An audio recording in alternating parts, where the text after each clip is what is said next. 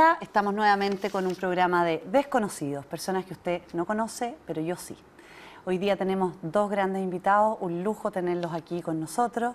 Vamos a partir presentando al padre, sacerdote, me dice, llámame tú, pero yo le voy a decir padre porque yo creo que es lo mínimo que me merece, por lo menos. No fue el trato. Enrique Moreno Laval. Así Laval, es. que me dice, meta el apellido de mi madre, póngalo, porque mi madre siempre decía que había Que no había que olvidarla. que no había que olvidarla. Así que Ella tuvo algo que ver, dijo. que tuvo algo que ver. Muchas gracias, Enrique, por estar hoy día con nosotros. Gracias a ti, acá. Francisca. Y tenemos nuestra otra invitada estrella, que ella es periodista, al igual que Enrique, que también además de ser sacerdote es periodista, Patricia Abarca Aguad. Muchas gracias, Patricia, por venir. Gracias, Francisca. Periodista, cantante, que nos representó además en una feria de Milán, ¿no es cierto? En la En el Expo Milán, folclore sí. chileno, así que un lujo tenerlos acá. Pero no vamos a hablar de música hoy día, Hoy día sino no. que vamos a hablar de algo que a mí me parece muy relevante y por eso le vamos a dar el espacio en este programa, que es sobre el proceso de beatificación de una persona que se llama Esteban Gumucio. Y yo creo, así como el programa se llama Desconocido y pretende llevar a la gente, personas que no son conocidas públicamente, pero que vale la pena conocer qué han hecho en su vida. Bueno, acá tenemos un buen ejemplo de alguien que vale la pena conocer un poco qué existió y qué hizo.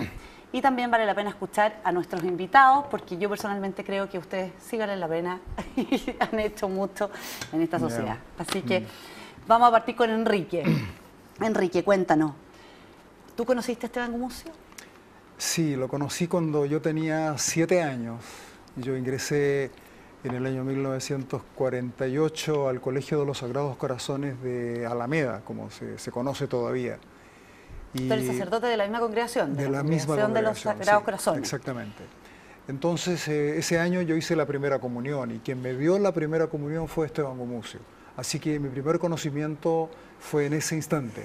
Pero además en el colegio él participaba de vez en cuando con nosotros, no nos hacía clases, pero sí nos hacía clases de cuento.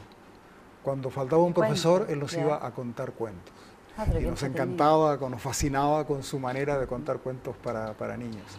Fue mi primer conocimiento. Después lo conocí naturalmente muchísimo porque fuimos hermanos en la misma congregación y bueno, una vida larguísima juntos. ¿Qué le dirías tú a las personas que están viendo este programa que vale la pena rescatar o por qué esa persona que se llama Esteban Gumucio está en un proceso de beatificación para llegar a ser santo el día de mañana y ser canonizado? ¿Qué tiene esa persona? Bueno, Esteban fue un hombre que vivió 86 años y casi 87.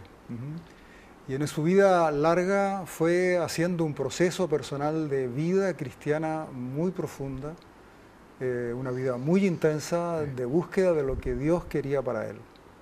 Desde muy niño fue un hombre que, habiendo sufrido situaciones difíciles en su familia, su mamá murió cuando él tenía 13 años y su mamá estuvo en el exilio, cuando su padre fue exiliado por Carlos Ibáñez del Campo. Y a partir de ello fue descubriendo...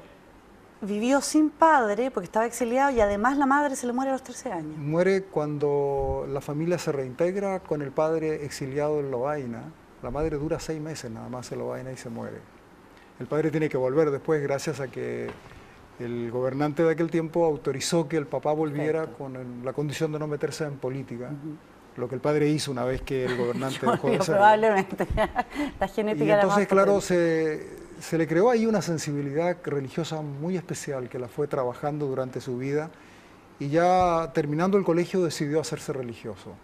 Él nos dio a nosotros siempre un ejemplo maravilloso, en primer lugar, de lo que es construirse como persona humana, vivir el proceso de lo que es descubrir la vida, jugarse por ciertos valores esenciales y madurar en ello. Y llegar a darnos un ejemplo magnífico de cómo puede ser feliz un ser humano con una vida muy sencilla, pero muy centrada en Dios y sobre todo la persona de Jesús. Ya sacerdote, trabajó en colegios de la congregación, fue superior nuestro en Chile y fue formador de los seminaristas de entonces. Yo volví a encontrarme con él a los 19 años cuando entro a la congregación y él es mi formador. Y me acompañó durante mis primeros 4 años de formación. Y después de eso, él en la congregación abre un campo muy hermoso que es el ir a trabajar con los sectores más pobres de la ciudad. Nosotros como congregación nos circunscribimos durante muchos años a colegios y colegios pagados, o sea, por lo tanto, para ciertas familias que podían pagar eso.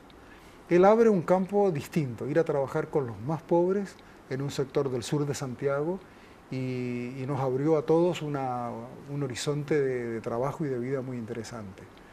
Ahora, pero más que nada su carácter de persona, su manera de aproximarse a la gente, de hacerse querer y de querer al ser humano. Los valores que defendió, por ejemplo, cuando los derechos humanos fueron atropellados en Chile, por ejemplo, eso la jugó enteramente por defender la vida humana. Y fue muy valiente en eso, ¿no? Y después trabajó mucho con los matrimonios también, en un movimiento que se llama Encuentro Matrimonial, con los matrimonios, las familias.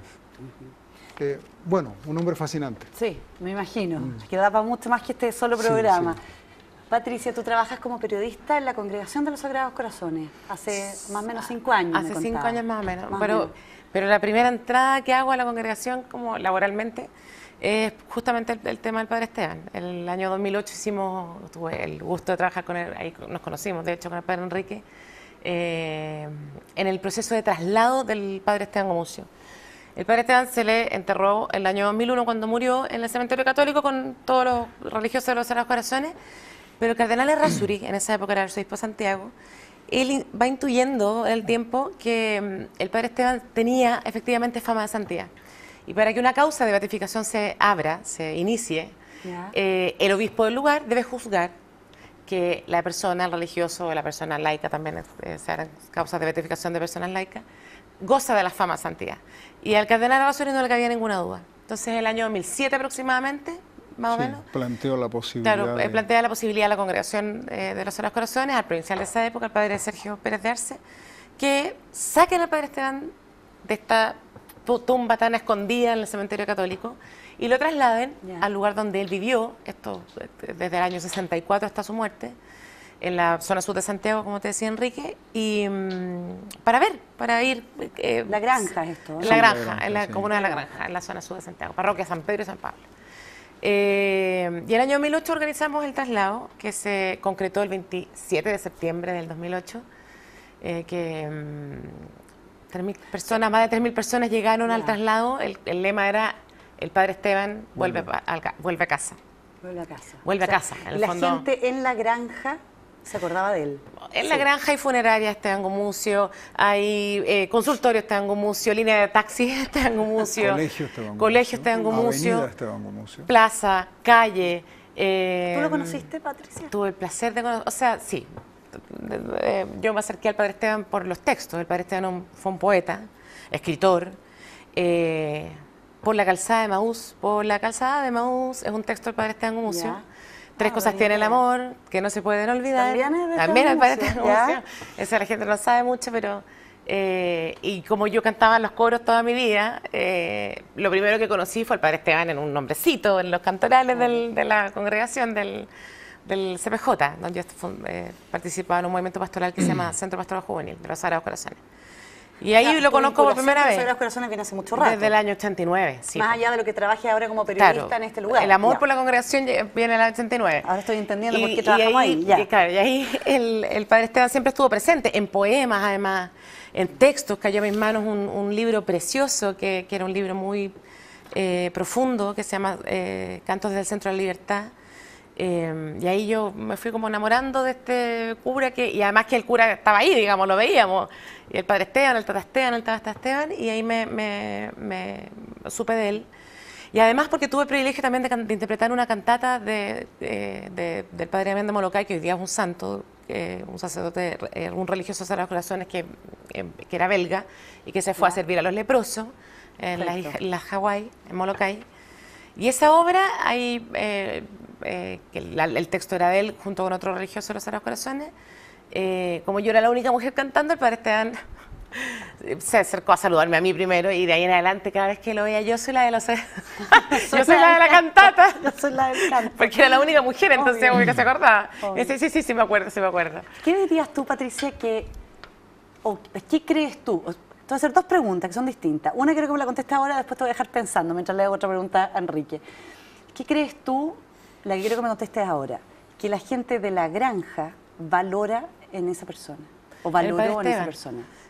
Su sencillez y su cercanía con Jesús.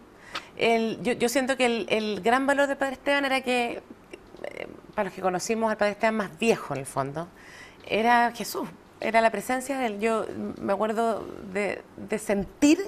Me estás contestando la pregunta que te iba a dejar pensando. Ya, que bueno, era, pero en no, el fondo pero eso. feliz, contéstamela inmediatamente. Que el Padre Esteban... ¿Qué es para ti? Porque una cosa es lo que uno dice, mira, yo creo que en la granja el fenómeno que ocurre es este y que a las personas les está pasando esto con esta persona. El Padre Esteban estaba ahí, era concreto, ahí. Estaba al lado de ellos. Y otra cosa es lo que le pasa a la Patricia Abarca con el Padre Esteban, en el fondo.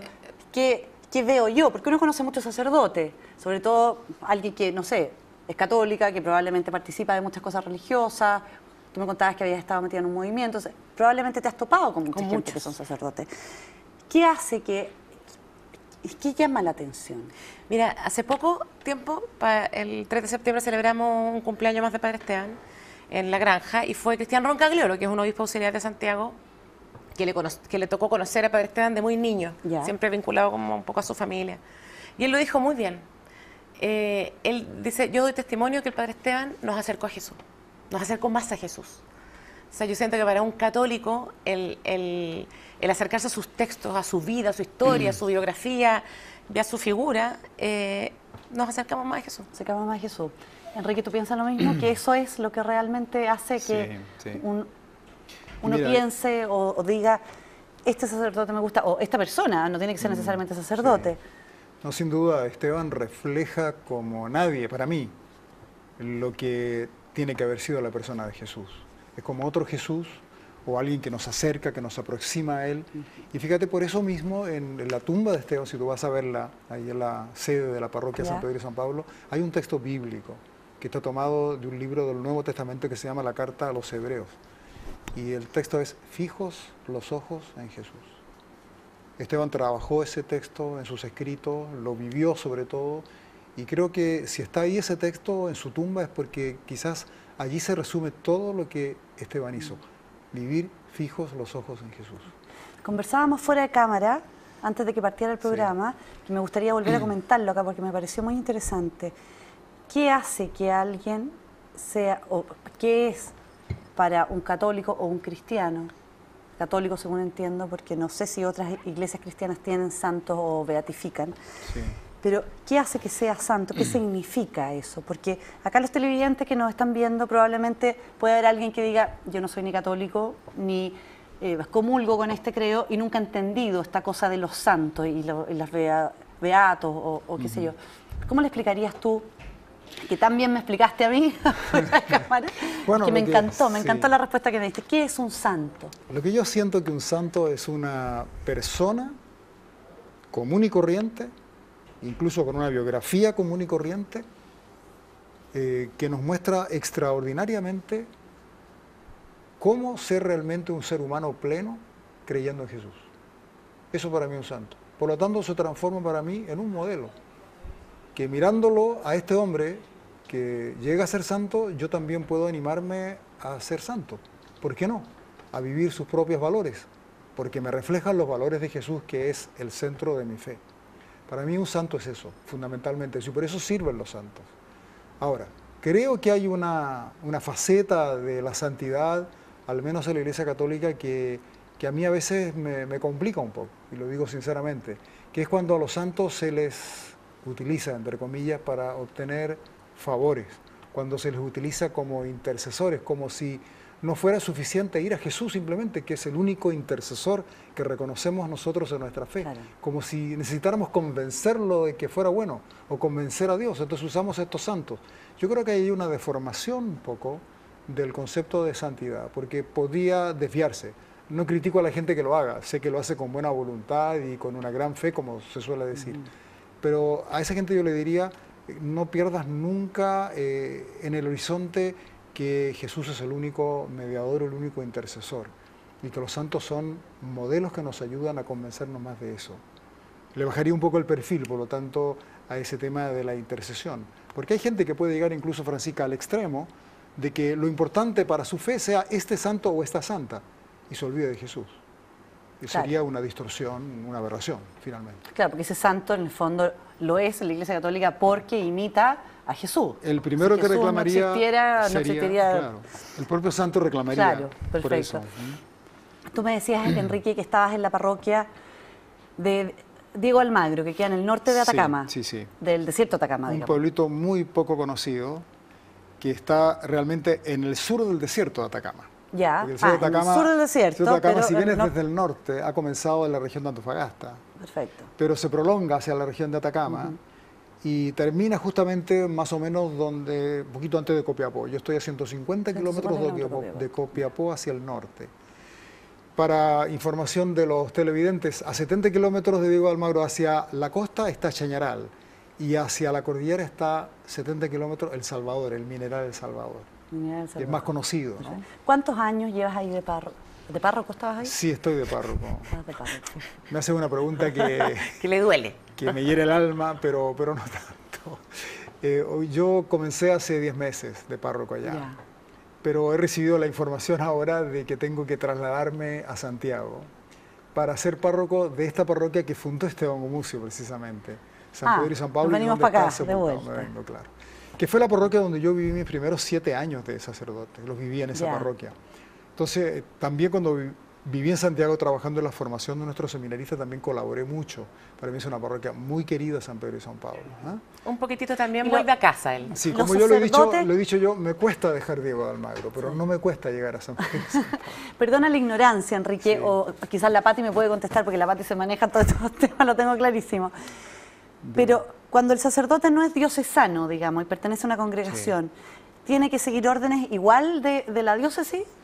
No, esto se combina. Nosotros como... Porque las parroquias son sí, diocesanas, ¿o no? todas las parroquias son Todas. diocesanas, Entonces, sí. si yo pertenezco a una congregación, es Claro. como... Pero pasa lo siguiente, las congregaciones religiosas que tienen características particulares y que las diferencian un poco del clero diocesano, como por ejemplo, nosotros vivimos siempre en comunidad. Ya. Todos nuestros bienes son comunes, no tenemos bienes personales. Perfecto. ¿No? Y tenemos un Eso régimen... significa, perdón la interrupción, pero para que la gente Sí. lo conozca, significa que ustedes viven en una casa, por ejemplo, Sí. 5 sacerdotes juntos, Sí, de distintas sí. edades. Sí, a veces no da para tanto, pero... No va para Estamos tanto. creciendo Pero por lo menos Montón. 3, tratamos que haya por lo menos 3. Por lo menos 3, Nosotros ya. éramos 4 este año en Diego de Almagro. Perfecto. Pero claro, vivimos juntos, todo lo decidimos en común, nuestros bienes son en común, nuestros ingresos son en común, ¿no? Y las decisiones las tomamos en común también, nadie toma decisiones por sí mismo. Entonces, ¿qué es lo que pasa? Te ejemplifico con lo que ha pasado con nosotros en Diego de Almagro, donde llegamos Ya. nada más que a fines de febrero de este año, que pasó recién. ¿Tú conoces a 2017. Diego Almagro, Pati? No he ido todavía. No has ido todavía, ya. Y entonces nosotros andábamos buscando dónde servir como congregación en Chile, en alguna diócesis donde se nos necesitara más. Hicimos un discernimiento, seleccionamos al final 4 diócesis, finalmente nos quedamos con la diócesis de Copiapó, que abarca toda la región de Atacama. Perfecto. Y el obispo nos dijo, elijan ustedes dónde quieren quedarse. Y nosotros elegimos quedarnos en este pueblo que está en el valle norte de Atacama, que es el más pobre, el más marginal, el más abandonado también. Ya. Donde había habido una aluvión el año 2015 que prácticamente destruyó el exactamente, que pueblo claro, se destruyó y donde todo. desde el punto de vista eclesiástico también estaba un poco abandonado. Decidimos irnos allá. Entonces la congregación entra en convenio con el obispo y le dice, queremos servir en su diócesis. ¿Nos acepta? Encantado. Vengan acá, tomen esta parroquia. Pero las parroquias son de la diócesis siempre. Ahora, nosotros nos hemos comprometido a estar algunos años allí. Cuando yo salgo, no es que la congregación salga, No, claro, ponen a otra persona ponen ahí. a otra persona y como congregación continuamos. Ya. Y entonces me han pedido este servicio que tú decías, recibimos órdenes. Yo preferiría decir, dialogamos acerca de nuestras necesidades, hacemos un discernimiento en común y al final, claro, hay una autoridad que decide y los demás estamos disponibles para lo que sea. Forma parte, me imagino, de lo que es Se llaman obediencias. en las realidad. características del sacerdocio, me Sí, imagino. el voto de sí. obediencia, votos que de es estar Exactamente. disponible siempre, ¿no? Más Sí. que obedecer a una autoridad ciegamente, es dialogar, estando siempre disponible para la decisión que la comunidad tome. Mira. Pati, tú eres periodista, tienes 3 niños, 3 niños. ¿no es cierto? ¿Qué edad tienen tus niños? La adolescencia está en los 17, Ya. Simón tiene 17, Alfonsina 15 y Manuel 10. Y Manuel Díaz. ¿Qué hace que una mujer periodista opte dentro de todos los trabajos que puede tener un periodista? Porque yo entiendo que Enrique también es periodista, pero es sacerdote, entonces como bastante obvia la pregunta. Si yo le digo, ¿y usted por qué siendo periodista trabaja en la congregación? Bueno, porque No, él forma trabajó en parte- medios de comunicación también en algún momento. Sí. como ¿Sí? siendo Sí, religioso. ¿Antes de pertenecer a la congregación? No, durante. Ya, pero después. medios de comunicación dentro de la congregación. No. No, fuera. No, fuera también, sí. Ah, Radio fuera Chilena, también. por He sido ejemplo. dirigente. Ese dirigente Pero qué gremial bien. también. Entonces quizás mi pregunta no estaba tan bien hecha, ni Sí. tan formulada. No, pero sí, No, pero Patricia. es justo Pero al la voy a contrario. hacer igual. Es, justo, es una laica que se dedica a trabajar dentro de la exactamente, iglesia. porque yo me imagino que tú eres católica, me imagino porque trabajas ahí, no sé, quizás me equivoco. Sí, por supuesto. Ya. Y un religioso que sale a trabajar como Y un periodista al religioso mundo. sale para- Eso sí. Entonces mi pregunta es, ¿por qué un periodista pudiendo trabajar aquí, acá, qué hay en ti, qué te llena de esto que tú dices, mira, yo como periodista podría trabajar en lo mismo, quizás incluso, no lo sé, lo desconozco, estoy poniendo un ejemplo, puede que me paguen incluso más en otro lugar, pero a mí me llena el alma esto. ¿Qué hay ahí? Hay una decisión, yo Ya. de partida. Yo hice la práctica profesional en un gran medio de comunicación, muy grande, de los más grandes medios de comunicación de Chile. Y yo siento que esa experiencia... Podemos que mencionarlo, aprendí- no hay ningún problema, No, podemos pero yo agradecerlo preferiría también. no. Ah, ya, bueno. Pero yo creo que esa experiencia, sin negar que por supuesto aprendí muchísimo, porque además tuve una gran maestra en esa práctica profesional, que es la de Roja, eso sí lo puedo decir, que es la jefa de prensa hoy día, Ya. la presidenta. Pero entendí que no iba por ahí no me acomodaba. Ya. No me acomodaba por muchos motivos. Y yo te diría que lo encontré en la iglesia, ese lugar donde poder servir como con mucha más libertad. Esto de obedecer una línea editorial, de obedecer cierto... a mí me mata la buena nueva de Jesús finalmente, ¿no? Que es una gran noticia y que los comunicadores comunicamos. Y para mí ha sido un tremendo regalo poder ejercer el periodismo dentro de la congregación, que es mi alma mater, entre ¿Cuál dirías comillas. tú? Voy a tomar tu Pero yo he propia trabajado toda frase. mi vida para la iglesia, he trabajado desde que me Ya. titulé en la iglesia católica. Lugares preciosos, en un programa de televisión que hicimos con mucho amor y mucho cariño hace muchos años. Sí, es un lugar donde yo siempre digo que hago lo que amo y amo lo que hago. Sí. Bien, me parece. ¿Cuál sería la buena nueva de Jesús para los televidentes aquí? Que Dios nos ama. Qué Y que se vino a revelar a los pobres y sencillos. Y ahí es donde la congregación me ha acomodado muchísimo, porque es donde... Te lo pregunto porque muchas veces las religiones, no solamente la católica o el cristianismo, sino que la religión como tal encuadra a veces por estructuras, por forma, etcétera, y se olvida el fondo. Entonces por eso me gustó mucho cuando dijiste yo en realidad el fondo que a mí me motiva es la buena nueva. Bueno, ¿cuál es la buena nueva? Porque Bueno, y por eso yo te diría también que para mí poder estar vinculada al proceso de beatificación del Padre Esteban es un regalo diario. O sea, yo, de verdad, qué vergüenza esto, pero es que mi alarma dice, el nombre de la alarma dice gracias Señor por mi trabajo. Porque de me verdad parece creo que es un maravilloso. privilegio. Sí. Siempre me dice que hay que te dedicar, y yo uno cuenta, y de partida es raro, un poquito raro, pero además como que alguien que capta me dice, oh, qué bonito, qué lindo, qué regalo, qué privilegio, y yo lo asumo y lo recibo qué- todos los días como un privilegio. ¿Qué haces tú, Pati, en concreto? Por ejemplo, te levantaste en la mañana, sonó la alarma, listo, te levantaste, te vestiste, te fuiste al trabajo, te sentaste en la oficina. No ¿Qué siempre me hace siento en la oficina, porque además alguien que es trabaja móvil. en el proceso de beatificación? ¿Qué hace? ¿Qué hace? ¿Recopila cosas, llama a la gente, conversa? ¿Qué hace? Hay una cosa práctica y administrativa que tiene que ver con el proceso en Roma, que Ya. además Que hay tú un me decías tema, que hay un proceso sí, allá y en el acá. Vaticano, y en eso hoy día estamos más metidos en eso porque estamos recopilando papeles, La terminando un causa proceso. ya está en Roma. La ¿Pero son causa causas está en Roma. paralelas o es una causa que no, parte no, acá y es- se manda? Son dos fases, una fase diocesana que se hace en Santiago de Ya. Chile y la fase vaticana, que es una fase superior, se hace en Roma, Perfecto. a la medida que va avanzando el proceso. Ya. Ahora estamos en un punto bueno de avance. Bueno, Enrique es el vicepostulador de la causa, es decir, hay un postulador que es de la congregación de todo el mundo en Roma, y en Chile él lleva la causa del Padre Esteban. Y yo soy una mano derecha, ahora voy a ser una mano derecha, ahora que se viene O Enrique sea, a tú estás Santiago. muy feliz que Enrique está aquí en Santiago de Un vuelta. poquito, ya. ¿no? Por eso. Me imagino. Sí, él se va con mucho dolor de Diego Almagro, pero vemos muy contentos que se venga a Santiago. venga a Santiago. Sí, sí, porque además Enrique es un tremendo embajador del Padre Esteban, porque él lo conoció muy de cerca, Claro. es lo más sensato, ¿no? Porque en el fondo el proceso de beatificación tiene una causa, o sea, una fase comunicacional que es muy importante, una patita ahí que es dar a conocer la figura del Padre Esteban. El 2014 celebramos los 100 años de su nacimiento, hicimos hartas actividades. Hay que mirar como por dónde... A mí siempre que sueño con empapelar Santiago y Chile entero con frases del Padre Esteban. Hay frases tan poderosas del Padre Esteban que... Bueno, que te mencionaste llegan... dos que incluso están en estas canciones, Sí, por lo menos yo no tenía idea. por supuesto. Yo, corrígeme si estoy mal, Enrique, porque no me manejo para nada mucho en estos procesos, pero yo tengo entendido que para que alguien opte a la beatificación requiere de milagros. ¿Eso es cierto? ¿O no es cierto? No sé. Lamentablemente es cierto. Lamentablemente es Puedo cierto. explicarle lamentablemente, desde luego, ¿no? ¿Por qué? A ver, es que me interesa mucho Sí. lamentablemente, porque yo también lo pienso así. Sí. Yo como católica muchas veces te digo, ¿por qué tiene que haber un milagro concreto si es que basta con el ejemplo de vida de la persona? A eso voy, ¿no? A eso voy. Yo creo que para mí una persona santa no necesitaría más comprobación que el testimonio histórico, desde luego comprobado, ¿no? De que realmente su vida fue santa. Fue un creyente ejemplar que nos dejó ejemplo de vida, sin tacha, siendo un ser humano también que hizo procesos en la vida, ¿no?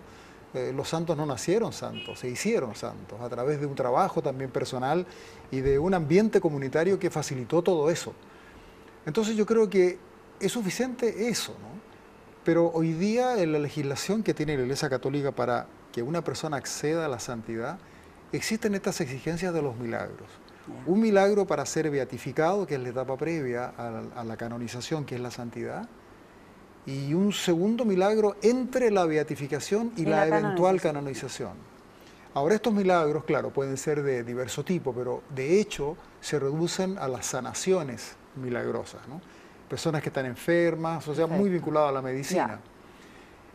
También podría haber milagros de tipo físico, por ejemplo, que a través de una intercesión, supuesta intercesión de un santo, algo físico cambie, pero en fin. Pero lo más normal es en el campo de la enfermedad, de la sanación, de la medicina. ¿Y el Padre Esteban tiene este milagro para beatificación? No lo tenemos. No. Indudablemente lo estamos buscando.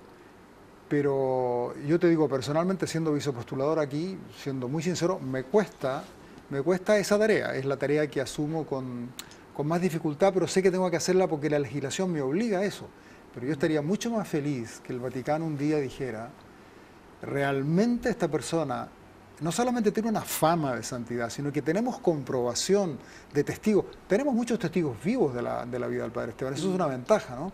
Y tenemos escritos de él y de otros que realmente nos dan la certeza de que esta persona puede ser presentada oficialmente a la Iglesia como santo y que merece ser imitado. Para mí con eso bastaría. Pero fíjate hoy día, tú eres médico. Hoy día la medicina ha avanzado mucho. Sí. ¿Cómo explicamos hoy día que una persona de repente sanó porque se rezó por ella en nombre de tal persona?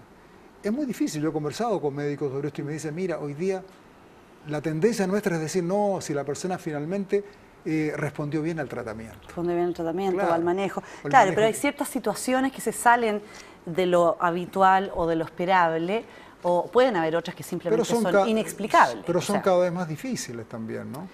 Sí. Porque también cada organismo responde de una manera particular. Hay algo de misterio en eso, ¿no? Que es muy difícil explicar, pero hay que hacerle empeño. Ahora, yo personalmente sí creo en los milagros, no Eso solamente te iba a preguntar, tú como médico, yo creo en los milagros. tocado? Sí, yo creo en los milagros. Es una cosa personal. ¿Ya? De acuerdo, pero tú Más estás allá de pero si es dime, proceso de canonización, beatificación. Francisca, dime, ¿tú estás de acuerdo en que cada vez es más difícil explicar un milagro? Es que los milagros son inexplicables siempre, yo creo. Bueno. Pero en el campo de la medicina. En el campo de la medicina, es que cuando es milagro no tiene explicación. No tiene explicación. Bueno, lamentablemente se nos va el programa, porque me habría quedado feliz en el tema de los milagros. Para profundizar más eso, claro. Sí, lo voy a invitar otro día, ya que está en Santiago, sí. lo voy a invitar para que hablemos de los milagros. Sí, Porque pero si me permite un solo detalle. Sí, por supuesto. Yo voy a ese punto por lo siguiente, porque no quisiera que usáramos a los santos como meros intercesores que nos oculten a la verdadera razón de nuestra fe, que es una persona que tiene un nombre y que es Jesús. A veces los santos, esta multitud de santos no nos dejan ver al único santo, finalmente, que es Jesús. Que es Jesús. Muchas gracias, Enrique, por haber venido con nosotros. Pati, Gracias, Francisca. ¿algún comentario a los televidentes? Nada, la invitación nomás a conocer al Padre Esteban Gumucio en YouTube, en Twitter, Facebook, estebanGumucio.cl. Es una figura que vale mucho la pena conocer, sobre todo en estos días que viene el Papa, que estamos ya más sensibles al tema. Esteban Gumucio, sin duda, nos perdemos cuando no lo conocemos, nos perdemos de conocerlo. Y además que yo siempre digo que es un santo en colores.